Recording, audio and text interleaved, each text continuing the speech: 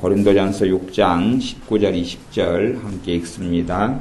너희 몸은 너희가 하나님께로부터 받은 바 너희 가운데 계신 성령님의 전인 줄을 알지 못하느냐. 너희는 너희의 것이 아니라 값으로 산 것이 되었으니 그런즉 너희 몸으로 하나님께 영광을 돌리라. 아멘.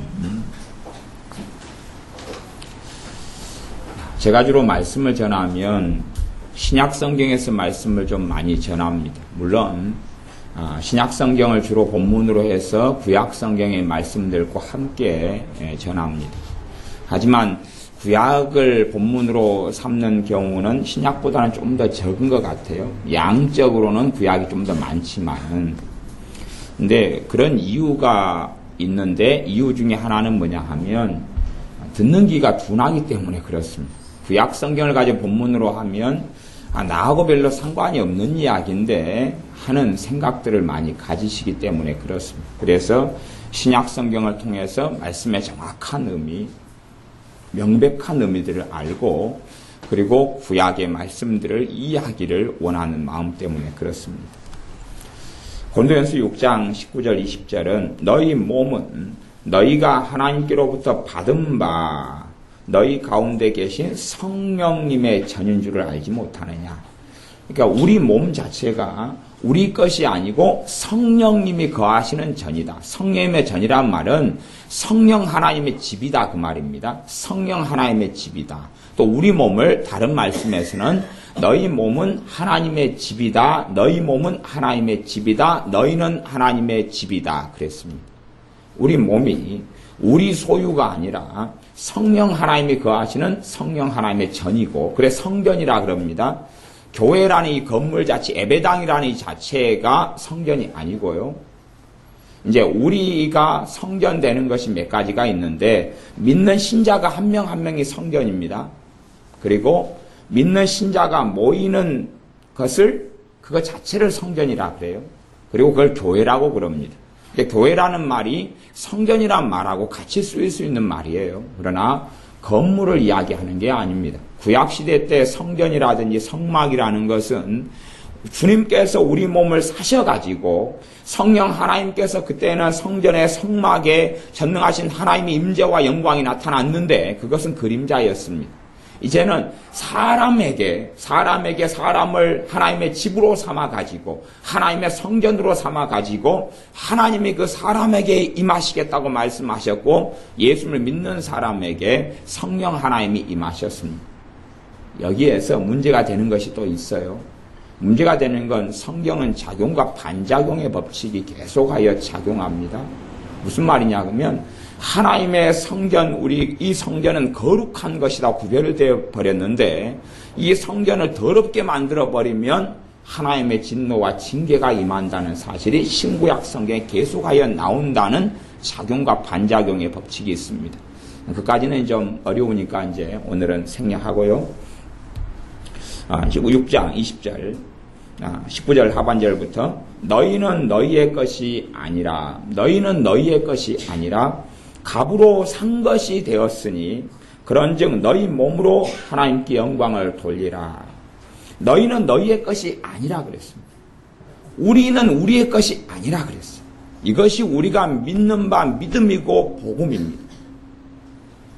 앞에 오전에 로마서 14장 말씀으로 했습니다.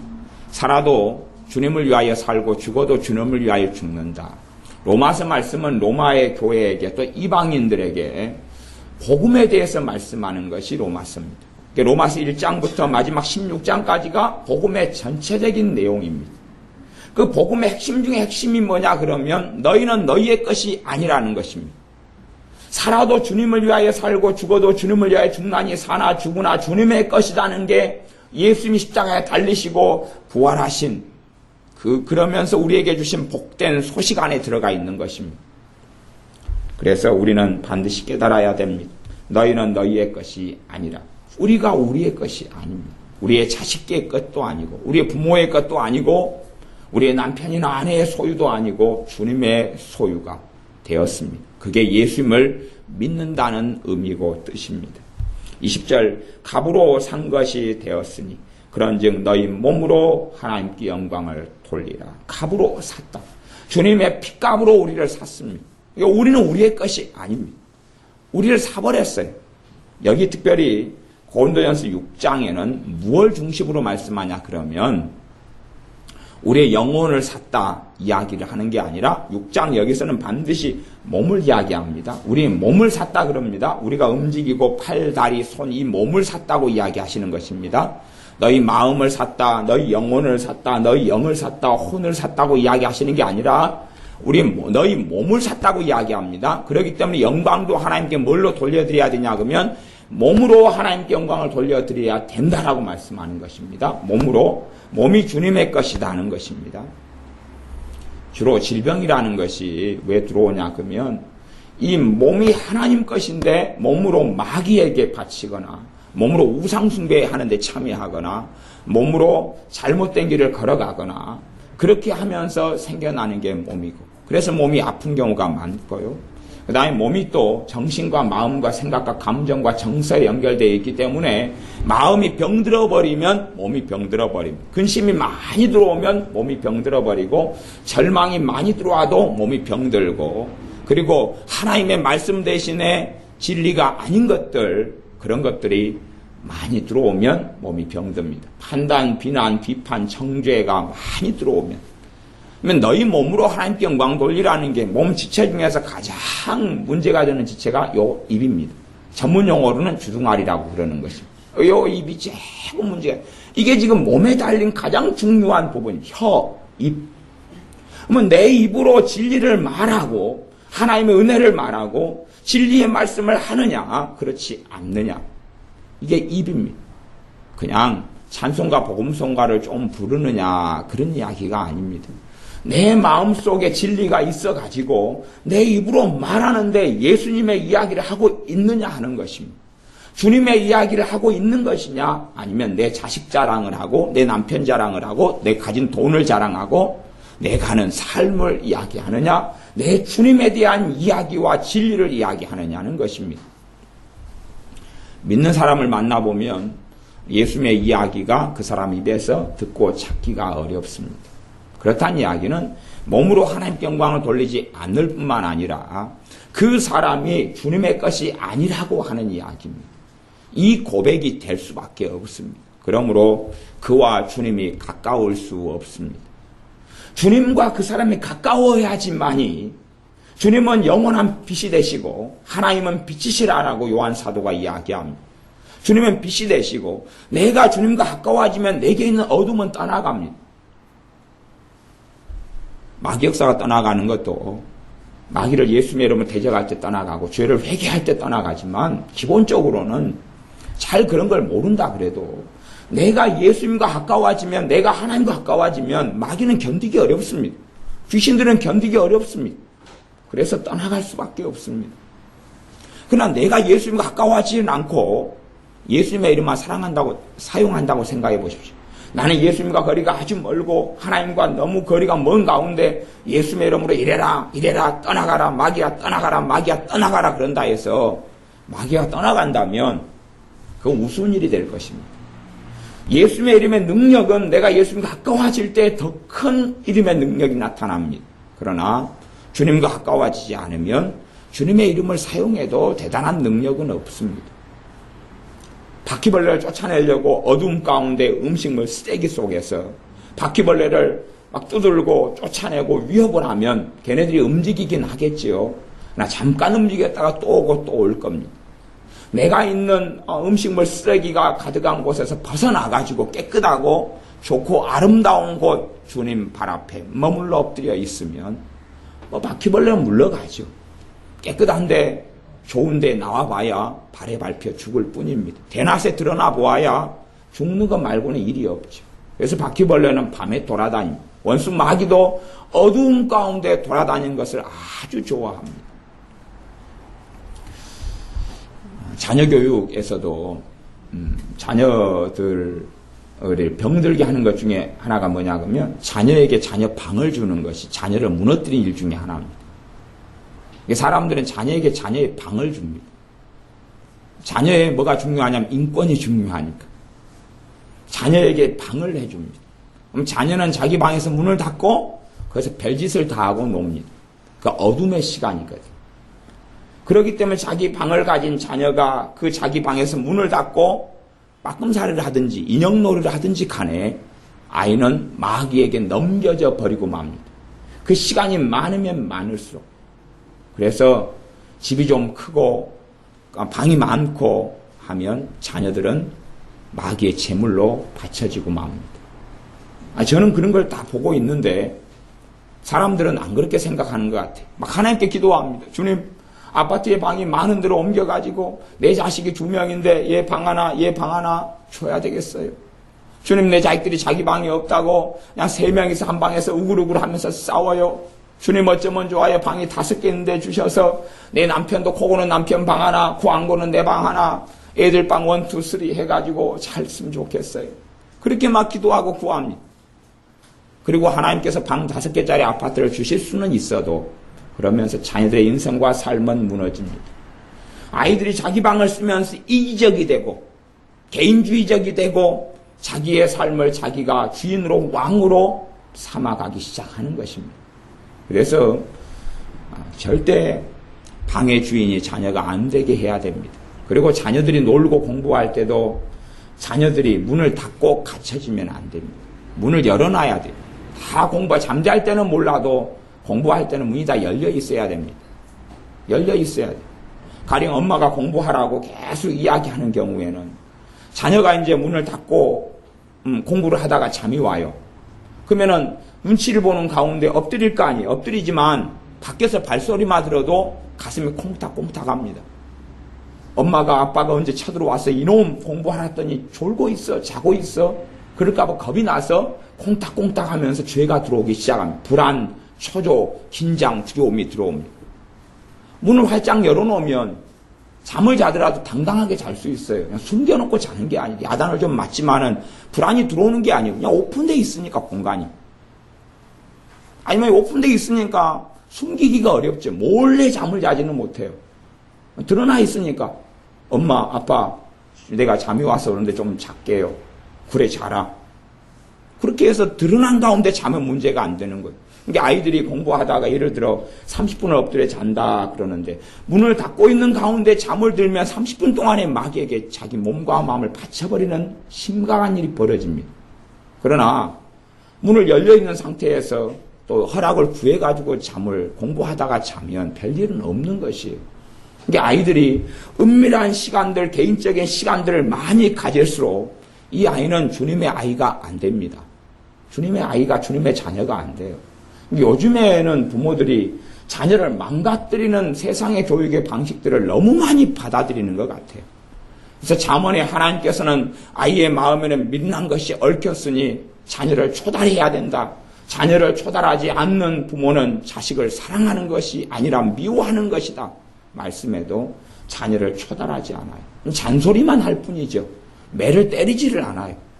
기독교 교육이나 상담에서도 매를 때리는 것이 야만적인 것이라고 그렇게 가리키는 것들을 제가 종종 들었습니다. 그 사람은 뭐라고 말하냐 그러면 기독교 상담자, 기독교 박사, 기독교 교수의 이름이지만 자신은 고상하고 하나님은 야만적이다 그러는 것입니다. 나는 고상하고 나는 사랑이 많고 나는 긍휼이 많아 말로 하고 하나님은 야만적이기 때문에 매를 때린다는 것이에요. 얼마나 웃기는 이야기입니다. 그것 같은 큰 교만이 어디 있고 큰 독성과 아집과 하나님을 배역하는 것이 어디 있단 말입니까? 하나님께서는 사람을 아시기 때문에 아이의 마음에 미련한 것이 얽혀 있어서 초달을 하지 않으면 자녀는 망가진다라고 하나님은 반드시 말씀하셨습니다. 그러므로 자녀를 초달하고 책망하지 않는 부모는 자식이 망가진다 그랬습니다. 잘못된 초달도 심각한 문제지만 초달하지 않는 것은 그의 100배의 위험을 가지고 있습니다. 부모인 내가 성질 나쁜 술 마시는 아버지한테 좀 맞아보았기 때문에 그 서러움이 있어서 하나님의 말씀에 순종하지 않고 나는 맞고 살아 상처가 많아 내 자식에게는 상처를 주지 아니하리라. 그러므로 때리는 건 상처를 주는 거기 때문에 안 때리리라 그럽니다. 어찌 그런 완악하고 악한 거짓말과 악한 개교가 있단 말입니다. 그건 잘못된 것입니다. 하나님 말씀에 순종하든지 안 하든지 결정하라 그 말입니다. 하나님이 왕이시든지 내가 왕이든지 결정하라 그 말입니다. 사람들은 자기의 가치관의 말씀이 맞으면 지키겠다 그러고 자신의 가치관과 맞지 않으면 안 지키겠다 그럽니다. 갈수록 주님이 오실 때가 다 되니까 자기의 귀를 즐겁게 하는 선생들을 많이 둔다고 말씀합니다. 자기의 귀를 즐겁게 하는 선생을 많이 두어서 자기의 가치관, 자기의 소욕, 자기의 욕심, 자기의 욕망, 자기의 정욕에 원하는 맞는 이야기들을 하는 사람을 자기의 선생으로 삼아서 자기의 생각과 마음에 거스리는 것은 받아들이기를 싫어합니다. 하나님 말씀에 그냥 명백하게 초등학교 지능으로 봐도 알 수 있는 그것을 거역한다 그 말입니다. 박사가 됐어도 잘 이해하지 못하는 것을 가지고 이야기하는 것이 아닙니다. 초등학교, 중학교 1학년 수준만 돼도 알아먹을 수 있는 명백한 말씀, 그걸 반복해서 나와 있는 말씀을 자신의 지혜와 지식으로 가로막고 대항한다는 이야기입니다. 보증 서지 말라는 말씀도 그렇습니다. 보증 서지 말라고 했는데 그걸 한두 번 이야기하신 게 아닌데 그 약속하고 하나님의 명령을 어기는 것입니다. 그러니 얼마나 악한 것입니까? 모른다, 못 들어봤다고 이야기할 문제가 되지를 않습니다. 하지 말라는 건 안 해야지요. 목에 칼이 들어와도 안 해야지요. 그런데 하나님은 사랑이 없고 형제자매도 없어서 하나님은 아주 완고하시고 강팍하셔서 내 처지와 사정을 몰라. 그러니 하나님은 사랑이 없으셔서 보증 서지 말라 그랬고 나는 사랑이 아주 많고 풍성하기 때문에 보증 서달라는 형제, 이웃, 친척의 요구에 나는 거절할 수 없어. 하나님도 내 입장이 되시면 아실 것 아닙니까? 그러면서 반론하고 반증하고 자기가 진리가 되어서 보증을 서는 삶을 삽니다. 그리고 당하는 비극 속에서 하나님께 오히려 원망합니다. 하나님 좀 말겨주지 그랬습니까? 하나님 안 된다 그래주지 그랬습니까? 아주 화장실 들어갈 때하고 나올 때하고 입장이 너무 다른 삶을 삽니다. 정말로 어리석고 악한 삶을 삽니다. 하나님이 하지 말한 건 안 해야 되는데 그 자리가 무슨 자리예요? 내가 주님이 주인인지 주님이 왕인지 내가 주님보다 높은지를 결정하는 시간들입니다. 하나님 말씀에는 관심이 없기 때문에 그렇게 행하지 않고 삽니다. 우리는 우리의 것이 아닙니다. 그러므로 그런즉 너희 몸으로 하나님께 영광을 돌려라. 우리의 입의 말을 통하여 하나님의 영광을 받으시느냐 그렇지 않느냐. 우리 입의 말에서 정죄, 책망, 남의 헐뜯는 것, 험담하는 것, 이간질하는 것, 원망의 말들, 미움과 증오의 말들, 염려의 말들, 두려움의 말들, 초조와 불안의 말들, 불신앙의 말들, 하나님이 안 살아계신 것처럼 말하는 말들, 하나님이 살아계시지 않는 것처럼, 하나님이 나와 함께 하시지 않는 것처럼, 하나님께서 나와 가깝지 아니하신 것처럼, 구약 성경에도 하나님이 너희와 멀리 계시지 아니하시도다 그랬습니다. 사도 바울이 불신자들에게 사도행전에서 전도할 때도 하나님이 너희와 멀리하고 계신 게 아니다고 말씀합니다. 그런데도 우리는 신자임에도 불구하고 예수님을 믿는다고 함에도 불구하고 하나님이 아주 멀리 계신 것처럼 말하고 생각하고 그렇게 삽니다. 우리의 몸으로 하나님께 영광을 돌려드리라 했습니다. 몸의 영광은 입입니다. 첫 번째는 입입니다. 내 입으로 내 혀로 무엇을 말하느냐, 내 입과 혀로 하나님을 영광스럽게 하느냐 하는 것입니다. 제가 좀 어려운 말씀이지만 민수기 18장 말씀을 제가 읽어드리겠습니다. 민수기 18장 21절부터 제가 읽어보겠습니다. 내가 이스라엘의 11조를 레위 자손에게 기업으로 다 주어서 그들의 하는 일 곧 회막에서 하는 일을 감나니 이후로는 이스라엘 자손이 회막에 가까이 말 것이라 죄를 당하여 죽을까 하노라. 오직 레위인은 회막에서 봉사하며 자기들의 죄를 담당할 것이요 이스라엘 자손 중에는 기업이 없을 것이니 이는 너희의 대대의 영원한 율례라. 이스라엘 자손이 여호와께 거제로 드리는 11조를 레위인에게 기업으로 준 고로 내가 그들에 대하여 말하기를 이스라엘 자손 중에 기업이 없을 것이라 하였노라. 하나님의 백성 가운데 사는 동안에 가지는 재물, 가지는 동물, 가지는 곡식 가운데 11조를 이야기합니다. 그것을 너희는 레위인에게 주어라. 대신에 레위인에게는 기업을 안 주겠다. 레위인에게는 먹고 살고 농사지을 땅을 안 주겠다. 레위인에게는 키울 가축을 안 주겠다. 대신에 너희가 가진 10분의 1을 레위인에게 주어라. 그래서 그걸로 하나님을 섬기고 봉사하게 하고 먹고 살게 해라 그랬습니다. 요즘에는 제가 교회 목회하고 산 이후로 한 거의 9년, 8, 9년, 저도 정확하게 몇 년인지 내가 안 세고 사니까 8, 9년 동안에 제가 11조 설교는 한 번도 한 적이 없습니다. 그래 아마 기억하실 거예요. 일찍부터 저랑 신앙생활 하셨으면 다 기억하실 거예요. 한 번도 한 적이 없어요. 헌금 설교는 한 2번 한 적이 있는데 헌금의 원리에 대한 자원함의 원리를 설교한 적은 한 2번 있어요. 그러면 이 11조도 뭐가 심각한 문제가 되냐? 그럼 11조 모양과 양상은 굉장히 복잡하고 좀 다양합니다. 그렇지만 이 11조라는 게 무슨 문제가 되냐 그러면 내가 하나님의 것이냐는 문제의 결단이 됩니다. 이 11조를 안 하는 사람들은 신앙이 절대 성장하지 않습니다. 왜요? 하나님의 것이 자기가 아니거든요. 자기의 모든 소유가 주님의 것이 아니거든요. 누구 거니? 자기 것이에요. 내 것이에요. 내 것. 내 것으로 사는데 어떻게 주님과 가까워집니까? 내 자녀를 키우면 자녀는 반드시 11조 하도록 훈련해야 됩니다. 어릴 때부터 몸에 배게 훈련해야 돼요. 그래야지만이 1,000원 가지고 11조 100원을 못 떼는데 나중에 100만 원 벌 때 10만 원이 아까워서 어떻게 떼겠어요? 하나님께 드리겠어요? 11조를 안 하는 신자들은 정상의 신앙에 머물 수가 없습니다. 그냥 남편이 안 믿기 때문에 돈을 남편이 관리해서 어쩔 수 없어서 못하는 경우는 있어요. 그러나 최소한은 그러면 내 생활비 가운데는 해야 돼요.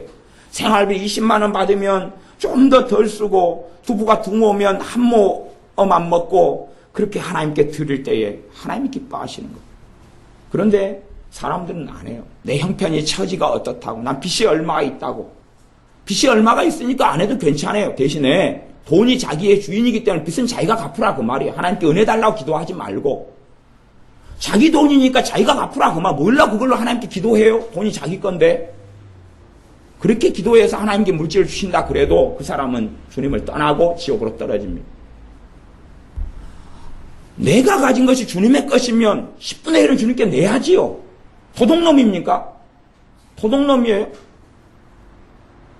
저는 목회 한 10여 년 하는 동안에 제가 사례금을 하나도 안 받고 몇 년 하다가 그 다음에 50만 원, 60만 원, 지금 70만 원 받고 하는데 제가 모은 돈 없습니다.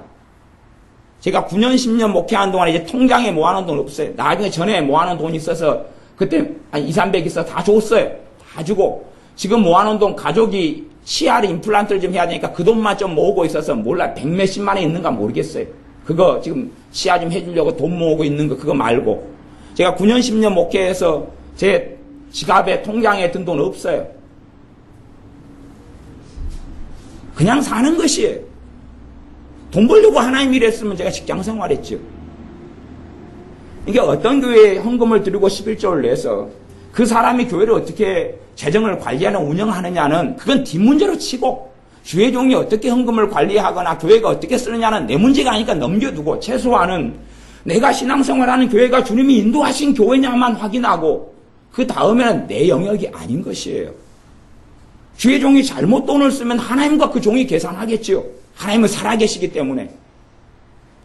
그래서 제가 헌금을 교회를 위해 사용할 때도 선풍기를 하나 살 때 되면은 최대한은 싸게 살려고 저 가려있는 선풍기도 저게 10,000몇천 원짜리입니다. 저게. 보통 선풍기는 저게 한 3, 4만 원 줘야 돼요. 10,000몇천 원짜리 이리 뒤고 더 뒤지고 그러니까 인터넷에서 구입해가지고 사는 거예요. 내 돈이 아니고 헌금이니까. 하나님 돈이니까 어떻게 내가 내 자의적으로 그냥 편하게 그냥 어디 근처에 있는 대리점에서 살 수가 없더라 그 말이에요.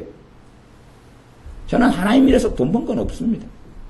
남는 거 그냥 그 월급 가운데 얼마 책 사보고 그런 거 말고는 없어요. 누구의 뭐 헌금이 필요해서 사는 사람도 아니고 제가 하루 막노동을 가면 돈을 버는 돈이 7, 8만 원 벌잖아요. 제가 서울 집회를 다녀도 지금까지 집회를 다녀도 제가 거기서 돈 받은 적이 딱 2번 있어요. 딱 2번. 나머지는 오히려 더 주고 왔어요. 딱 2번. 제가 서울 집회를 정기적으로 해도 한 푼 받아본 적이 없어요. 내 돈이 들어가 한 번 집회하고 하면 그러니까 그 돈을 내가 쓰고 오는 오지 받아본 적은 없어요.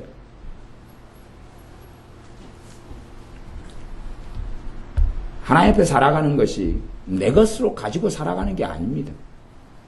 내 것으로 살아가는 게 아니에요. 이스라엘 백성이 너희들이 내 것이다.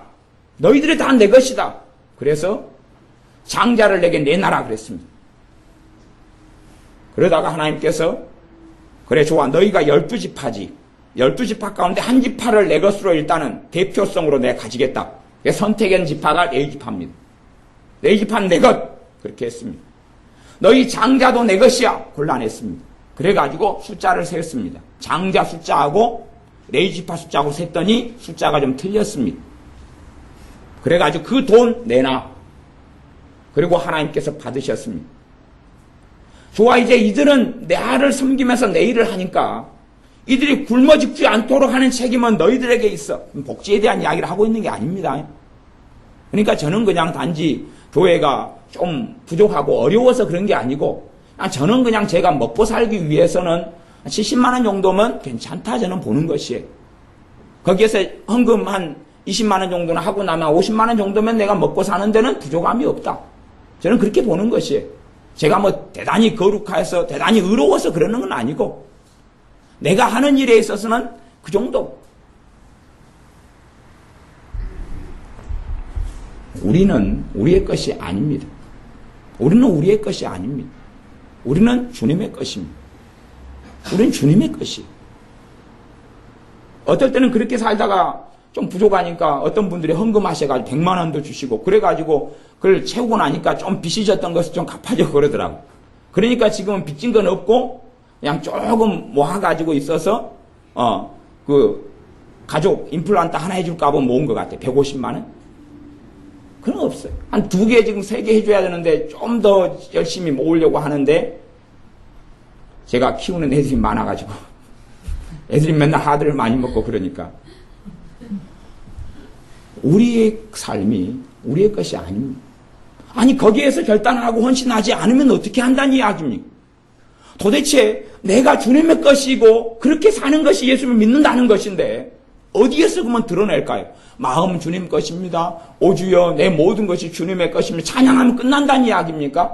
그렇기 때문에 주님과 가까워지지 않는 것입니다. 주님과 가까워지지 않는 것이요. 다 내 것인데 집도 내 것이고 땅도 내 것이고 돈도 내 것이고 월급도 내 것인데 어떻게 주님과 가까워집니까? 없어서 못 내는 것을 주님은 이야기하지 않습니다. 과거에 못 내서 어찌게 된 것을 말씀하시는 게 아니에요. 그래서 예루살렘 교회가 굶어 죽어가고 있을 때에 오히려 남아도는 교회로 하여금 필요한 것을 채우도록 하나님은 역사하셨습니다.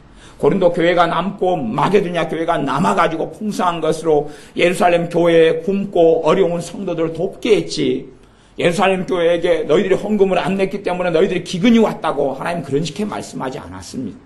오히려 너희들이 기근이 왔고 힘들기 때문에 하나님께서 남는 자녀를 통하여 공급하게 하겠다고 말씀하셨을 것입니다. 그러니 염려하지 말라. 곧 내가 공급하겠다고 말씀하셨을 겁니다. 그리고 사도 바울이 그 헌금을 모아가지고 와서 옛날에 연보라 그랬는데 연보를 모아가지고 와서 예루살렘 교회에 전달을 했습니다. 그러니 없고 못 사는 사람들이 하나님께 드려야 된다는 이야기를 하는 게 아닙니다. 그러나 적을수록 하나님께 드리기는 쉬워요. 적을수록 드리기는 쉬워요. 많이 하나님께 내는 문제가 아니라 하나님 앞에서는 그것이 공정하기 때문에 내가 가진 것의 10분의 1 최소한이 그러면 많은 가진 사람이 1,000원 내기 너무 쉬워요. 하드 2개 안 사 먹으면 되니까 여름에 만원 가지고 있으면 1,000원 하나님께 드리면 되는데 문제는 1억 버는 사람이 1,000만 원을 하나님께 드려야지 둘이가 똑같아진다는 거예요. 최소한은 똑같아진다는 거예요. 내가 10,000원을 가졌어요. 1,000원을 11조로 하나님께 드리고 그다음에 1,000원을 하나님께 감사한금 냈어요. 그러면 1억을 번 사람이 나하고 최소한이 같아지려면 하나님 앞에서요. 그 사람은 1,000만 원을 11조 드리고 그 다음에 1,000만 원을 감사한금으로 내야지 나하고 같아요. 그래서 부자들에 비해서는 감사한 거예요. 왜냐하면 부자들이 1억을 번 사람이 1,000만 원 11조 내는 경우로 봤어도 1,000만 원 감사한금 낸 적은 거의 못 봤거든요. 감사한금 내면 그분들도 손이 커서 한 10만 원 내고 20만 원은 내더라고요. 10만 원, 20만 원 내지만 내가 그 사람의 입장에 맞추어서는 그 사람이 1,000만 원 내는 게 내가 1,000원이니까 그렇게 따지면 저는 20원, 10원 내야 되는데 20원 선언이 창피해서 어떻게 냅니까? 요즘은 10원짜리기도 귀해가지고 100원짜리보다 훨씬 귀한 게 10원짜리입니다. 100원, 200원 내주면 그 사람들 100만 원, 200만 원 내야 돼요. 그러니 얼마나 가난한 사람들이 천국이 내 것인 줄을 더 알겠습니다. 그런데 그렇게 1,000원, 2,000원을 주님께 내지 않아요. 오히려 가난하면 주님께 드리기가 더 좋아요. 100만 원 월급 받는 사람이 10만 원 하나님께 드리기가 쉽겠습니까? 1,000만 원 받는 사람이 100만 원 내기가 쉽겠습니까? 오히려요, 있는 사람은 가진 대로 살기 때문에 얼마를 번 다음에 나머지가 다 계산이 돼 있어요. 전부 다 계산이 돼 있어요. 그리고 그 계산 중에서 자기 놀러 가고 외국 여행 가고 휴가 가고 쓸 것은 다 돼 있어요. 근데 안 가진 사람들은 인생 속에 외국 여행 계획 없어요. 휴가 계획 없어요. 놀러 갈 계획 없습니다. 그냥 사는 것이에요. 성경에 봐보세요. 성경에요, 하나님의 자녀들에게 외국 여행이 어디 있었는가 봐보세요. 외국 여행은요, 갔는데 여행이 아니라 전도고요, 가서 돌 맞는 것이 일이고 굶는 게 일이었어요. 강도의 위협, 난파되고 파손되고 그게 일이었어요. 여행이 아니었습니다. 어이고, 아브라함 할아버지는 갈대 우르에 사시다가 가나안으로 여행으로 오셨네. 여행 온 게 아니라 군사도 없고 비참한 두려움 가운데 믿음을 가지고 여정을 떠나온 것이에요. 그러지 여행 온 거 아닙니다. 하나님의 자녀들이 이 땅에서 여행하고 사는 사람들이 아닙니다. 구경하고 사는 사람들이 아니에요. 제주도 구경하고 일본 구경하고 중국 구경하고 동남아 구경하고 사는 사람들이 아니에요. 하나님의 사람들은. 이 땅에서 여행에 관심을 두지 마셔요. 그게 무슨 가치가 있습니까? 세상 것만 더 뱃속에 집어넣고 마음에 집어넣어서 주님과 멀어지는 길이 여행이지, 신자가 무슨 여행의 가치가 있습니까? 66권을 뒤져보세요. 신자가 여행가라고 나왔는지. 없습니다. 없어요. 단지 여행이란 것은 구약성경에서는 내가 갈릴리에 사는데 하나님이 정하시고 예배드리라는 성전이 예루살렘에 있기 때문에 그 먼 길을, 흙길을, 사막길을, 광야길을, 먼지를 뒤집어 쓰면서 아이의 손을 잡고 그걸 걸어와서, 그래서 수십 킬로 되는 길을 걸어와서 거기서 예배하고 경배하고, 공동 목욕시설도 없고 목욕탕도 없고 샤워시설도 없는데 그렇게 머물고 예배하고 찬양하고 자기 죄로 인하여 짐승을 잡아 죽이고 그렇게 피를 뿌리고 하나님께 드려야 될 예물을 드리고 다시 돌아간 여정뿐이었어요. 그것이 그들의 인생살이의 여행의 전부였다는 사실입니다. 무슨 여행이 있단 말입니다. 우리는 복지국가에 살기 때문에 복지국가의 기준으로 하나님께 자꾸만 기도합니다. 주님, 해외여행 한번 평생에 한번 해주세요. 해외여행을 하나님이 보내주실 수는 있겠지요. 그러나 그것 때문에 내 믿음과 신앙이 떨어진다는 것은 왜 기억을 못하는지 모릅니다. 주님, 제 옆집에 누구는 아들이 어디 여행을 시켜줬다는데요. 나는 이게 뭡니까? 또 서러워서 울어요. 제가 젊어서 그러지만 그런 권사님 뒤통수를 그냥 팍 한 대 때리고 싶어요. 권사님 정신 좀 차리세요. 도대체 정신 좀 차리세요. 아프리카에서 살고 싶습니까? 이디오피아에 선교를 좀 나가보세요. 거기에서 1년 동안 그냥 뼈 빠지게 복음을 좀 전해보세요. 그런 이야기 쏙 들어갈 테니까. 예수님을 못 들어서, 복음을 못 들어 죽어가는 사람들 만나면 그런 이야기 안 할 테니까. 기준이 자꾸만 세상 속에 들어가가지고 비교하고 같이 살펴보고, 제가 가지고 있는 것, 그래서 신자가 나는 아파트가 없는데 아파트에 있는 사람을 만나가지고 그 집에 들어가면 오만 심장이 상해서 나오는 거예요. 어찌 그런 사람이 신자란 말입니까? 나는 아파트가 없는데 저 나보다 더 좋은 아파트에 사는 사람 갖고 집들이 한다고 가서 슈퍼타이 하나, 화장지 하나 들고 가가지고 갔다가 그때는 웃고 나오다가 사실은 그러죠. 내가 웃는 게 아니에요. 그래가지고 아파트 문을 나설 때부터 얼굴이 확 해서 나는 언제나 저걸 가져볼까? 얼마짜리다더라? 3억 5천. 저 돈은 언제 모을까? 이제 계산을 하기 시작합니다. 주님, 한 달에 얼마씩 적금을 내야지 저걸 몇 년이나 뛰어야지 나도 저런 거 하나 장만할까요? 어디 아파트 이고 천국 갈 일이 있습니까? 주님 오시면 아파트를 등에 짊어지고 주님 만나러고 올라가는데 떨어져 버려요. 무거워가지고. 어디 걸 빼가지고 간단 말입니까? 닭장 같은 걸. 이 땅에 살면서 불편하게 사셔야 됩니다. 최대한 불편하게 사셔야지 여러분 믿음이 유지하는데 좋습니다. 불편하게 사셔야지 좋아요. 비데를 사용해 보십시오. 얼마나 편합니까? 겨울에 따뜻한 물로 엉덩이를 씻어주지요. 얼마나 좋아요. 근데 그걸 누리다 보면 한참 이제 비데를 썼습니다. 반년을 화장실에서. 그러다가 비데 없는 화장실을 썼습니다. 불평해요? 안 불평해요? 불평하죠. 내 비데 썼는데 왜 이 집 화장실은 이럴까? 왜 여기 화장실은 그럴까? 그러는 것이.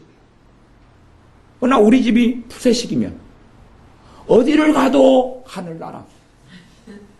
그 어디를 가도 하늘나라. 우리 집사님 푸세식이잖아요. 그러니까 그 어디를 가도 하늘나라. 어느 화장실을 가도 좋아요. 변기 좌변기가 없고 그냥 다리로 버티고 있어도 하늘나라. 어디든지 감사해요. 어디니 감사해요. 불편하게 신자는 살아가야 되는 것입니다. 나는 새 차 사는 신자들 보면 나는 이해를 못합니다. 사실은. 새 차나 중고차나 거기서 극이지. 뭐라고 그것을 빚내가지고 통장에 빚내서 새 차를 사요? 고장 좀 안 나고 쌩쌩하게 돌아다니면 헌책 끌다가 주님 만나면 되지. 뭐라고 새 차 가지고 어디 천국 갈 일이 있어? 천국에는 어디 도로 포장에 놓여졌고 정비소가 세워졌답니까? 가지고 가봐야 정비 안 해줘요. 정비 없어도 돌아다니는 뭔가를 주님이 마련해 놓으셨겠죠. 근데 점점 새 것, 좋은 것, 아니 불편하게 살다가 주님께 가야 됩니다. 그게 신자가 믿음 유지하고 성령 충만하게 살 수 있는 비결이에요. 편리하게, 아니 11번 자가용 좀 많이 사용하세요. 그러니까 하나님께서 태어나실 때부터 한 대씩 다 주셨잖아요. 11번 자가용 안 주셨어요? 우리 교회 식구들 가운데는 아직은 휠체어는 없잖아요. 휠체어는. 다 11번 자가용이 쌩쌩하진 않아도 약간 고장이 있고 삐그덕거리고 작동이 덜 돼도 11번 자가용으로 잘 돌아다니시잖아요. 그러다가 누가 자가용 한번 태워주면 오 감사. 버스 한번 타고 가면 오 감사합니다. 자가용이 있어도 1km 미만에서는 걸어다니세요. 제발 덕분에. 자가용 있는 사람들 50m마저도 몰고 가더라고. 50m. 도로 건너편에 슈퍼도 몰고 가는 것이. 그렇게 살다가 그 편리성에 젖으면 그거 몰고 가면 그 자가용 누구 거니까 내 거잖아요. 내 거. 주님 게 아니라 내가 가진 자가용이 주님 거다니까요. 내 몸도 주님의 것이고 내 통장도 주님의 것이고 내 자녀도 주님의 것이고 내 건강도 주님의 것이고 내 몸도 내 머리도 내 눈도 주님의 것이다니까요. 여러분 눈이 주님의 것이면 주님이 치료하실 거고 여러분 것이면 치유하실 일이 없을 것 아닙니까? 여러분의 치아가 주님의 것이면 관여하실 거고 내 것이면 주님이 관여할 일은 없을 겁니다. 여러분 돈이 여러분 돈이면 주님이 여러분 돈 문제, 빚 문제 관여하실 일이 없고 주님의 것이면 관여하시겠죠. 그러니 주님의 것이 되게 하십시오. 주님의 것으로 내어드리고 넘겨드리십시오. 뭐 대단하게 11조라는 이야기 때문에 이 본문 민수기 18장을 이야기하는 게 아닙니다. 25절에 민수기 18장 25절 제가 읽어보겠습니다. 여호와께서 모세에게 일러 가라사대 너는 레위인에게 고하여 그에게 이르라 내가 이스라엘 자손에게 취하여 너희에게 기업으로 준 11조를 너희가 그들에게서 취할 때에 그 11조의 11조를 거제로 여호와께 드릴 것이라. 내가 너희의 거제물을 타작마당에서 받드는 곡물과 포도즙 틀에서 받드는 즙같이 여기리니 너희는 이스라엘 자손에게서 받는 모든 것의 11조 중에서 여호와께 거제로 드리고 여호와께 드리는 그 거제물은 제사장 아론에게로 돌리되. 좀 이 본문들이 좀 많아요. 양이 많아요. 심지어는 요 17절로 가면 오직 소의 처음 난 것이나 양의 처음 난 것이나 염소의 처음 난 것은 속하지 말지니 그것들은 거룩한즉 그 피는 단에 뿌리고 그 기름은 불살라 여호와께 향기로운 화제로 드릴 것입니다. 본래 하나님의 법이 하나님의 율법이요. 소나 양이나 염소가 새끼를 낳으면 첫 새끼는 다 하나님 것입니다. 그래서 내가 못 가집니다. 그걸 통해서 하나님의 백성에게 너가 가진 가축들, 왜? 과거에는 가축이 너무나 중요했으니까 가축들 그게 너 것이 아니야 라고 가르쳐 주시는 겁니다. 이제 소를 키웁니다. 새끼가 송아지가 태어났어요. 송아지 한 마리 얘가 얼마까? 500만 원, 100만 원, 70만 원, 200만 원이니까 소금이 좋을 때 안 좋을 때가 있으니까 그걸 생각하는 게 아니라 그걸 끌고 하나님 앞에 나아가야 된다는 이야기입니다. 그리고 그 첫 새끼는 거룩하기 때문에 무조건 죽여야 됩니다. 거룩하다는 이야기는 죽이라 그 말이에요. 죽여서 하나님께 바치라는 이야기입니다. 살아서 살려가지고 돈을 바치라는 이야기가 아니고 하나님 앞에 제물로 목을 쳐가지고 피를 뿌리라는 이야기입니다. 세 가지 짐승은 꼭 그렇게 됐습니다. 소, 양, 염소. 너희 것이 아니야. 그런데 사람들은 이스라엘 사람들이 명백한 하나님의 말씀을 받고도 빼돌리면 되니까 누가 제사장이나 레위인이 와서 호구조사할 게 아니거든. 감사 나오는 게 아니거든요. 새끼 나와도 그냥 빼돌리면 되거든요. 왜 한 마리 빼돌리면 돈이 얼마인데? 빼돌리면 돼요. 예를 들어서 암양이 50마리가 있어요. 암양이 50마리가 새끼를 낳았어요. 그러면 최소한은 첫 새끼가 50마리가 될 것 아닙니까? 빼돌리면 되거든요. 빼돌리면 돈이 얼마가 됩니까? 그 개가 금방 커가지고 또 새끼 낳을 텐데. 그렇게 이스라엘이 살아왔다는 이야기입니다. 소수를 빼놓고, 극소수를 빼놓고는. 어떻게 하나님의 백성으로 살 수가 있었겠습니까? 난지 8일 만에 할례는 받았지만 하나님의 백성으로 살지는 못했습니다. 이런 본문을 통해서 하나님께서 우리에게 하시는 말씀이 도대체 무엇이냐 하는 겁니다. 우리가 지금 소를 키워서 첫 새끼를 어디 드릴까요? 그러면 과거에 성전이 예루살렘에 어디 있습니까? 없거든요. 어떻게 끌고 갈까요? 이제 우리는 할 수 없는 거지 않습니까? 그럴 필요는 없다. 주님께서 십자가에서 그걸 이루셨다라고 말씀하지만, 온전케 하셨다고 말씀하지만, 이 하나님의 말씀이 살아있는 것은 거기에서 하나님께서 말씀하시는 바는 그대로 살아있다는 이야기입니다. 거칠애적인 이야기가 아니라 속 알맹이 말이 알맹이. 알맹이가 뭡니까? 너희가 가진 소유물이 너희의 것이 아니라는 겁니다. 너희의 것이 아니라는 겁니다. 밥그릇이 솥단지가 숟가락이 너희의 것이 아니라는 겁니다. 좀 30년 된 옷을 입고 사는 게 얼마나 좋습니까? 15년 된 몸빼를 좀 입고 살다가 주님께 가면 얼마나 좋습니까? 아니 굳이 자꾸 새 옷을 바뀌어야 될 이유가 무엇입니까 도대체? 새 옷을 사야 될 이유가 무엇입니까? 내 아름다움을 더 돋보여서 천국의 선착순으로 미모순으로 받아줍니까? 그럼 반드시 우리 식구들은 성형수술을 좀 많이 하셔야 될 것 같습니다. 견적이 유감스럽게도 전반적으로 좀 많이 나오시는 것 같으셔요. 그래야지 천국의 미모순이면, 그러나 심령이 가난한 사람이 천국이 저희 것입니다. 미모가 많으면 심령이 부유해집니다. 왜요? 남 앞에 고개를 쳐들고 다녀도 내 등수 밑으로는 다 고개 숙여.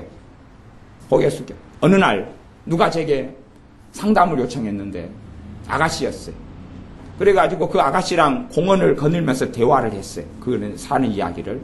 근데 공원에 가 이제 커플들도 있고 쌍이 있더라고요. 쌍이 있어가지고 가지고 많이 나왔는데 남자들의 심리가 그런 게 있어요. 하고 쫙 그 아가씨랑 거닐면서 생활사를 이야기하는 거예요. 이야기했는데 제가 걸어보니까 남자들이 부러운 표정으로 저를 보는 거예요. 이 아가씨가 제 아내라거나 아니면 제 애인이라거나 그렇게 본 거예요. 봐가지고 대낮인데 너무 부러운 표정으로 보는 거예요. 그래서 제가 그랬죠. 고개를 딱 들고 속으로 눈 깔아. 당신들이 오해하든 말든 상관없는데 당신들이 당신 와이프보다 이 사람이 훨씬 이쁘구만. 그 사람들은 오해를 하지만 왜? 사람의 외모가 그들의 중심인 거예요. 근데 하나님께서 말씀하시기를 사람은 외모로 받지 말아라.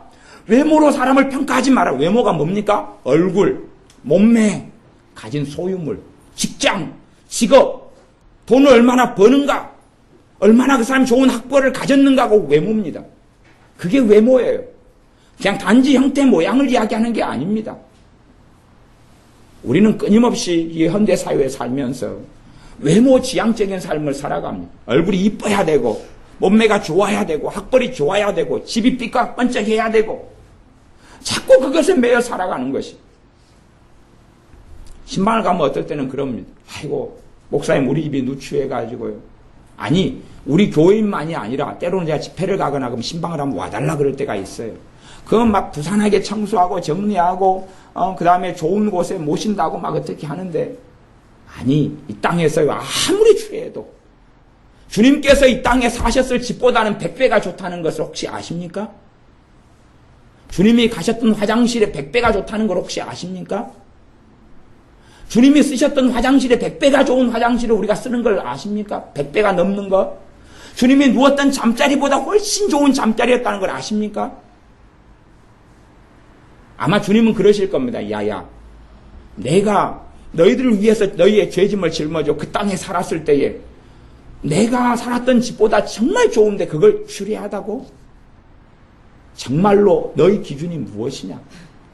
내가 살았던 것보다 얼마나 더 누리고 싶냐? 그렇게 누리다가 오고 싶으냐? 그 누릴 건 내가 아버지의 집에 준비해 놓을 테니까 너희들은 내가 걸어왔던 그 길을 걸어와라라고 말씀하는 겁니다. 이 땅에서 더 많은 부를 누리고 더 많은 소유물을 축적해 가지고 갈 필요는 없다는 이야기예요. 물론 집 살라고 아둥바둥 합니까? 집을 안 사면 어떻습니까? 전세에 살다가 사골세에 살다가 월세에 살다가 주님께 가면 좋지 않아요? 월세에 살면 이 땅에서 내가 아방궁을 지으려고는 안 할 것 아닙니까? 뭐 그게 나쁜 겁니까? 그게 대단히 이상한 겁니까? 왜 집을 장만하고 사고 내 소유의 등기를 해야 됩니까? 등기에는 뭐라 돼? 소유자가 누구로 돼 있어요? 여러분 이름 머시기. 성이 머신 아니시지요? 식자는 또 남자한테 쓰는 건데 하여튼 머순이 머시기. 그렇게 돼가지고 소유가 내 이름으로 돼 있는 게 좋습니까 그게? 집이 없어도 됩니다. 아파트가 아니고 그냥 얄궂은 집이어도 괜찮습니다.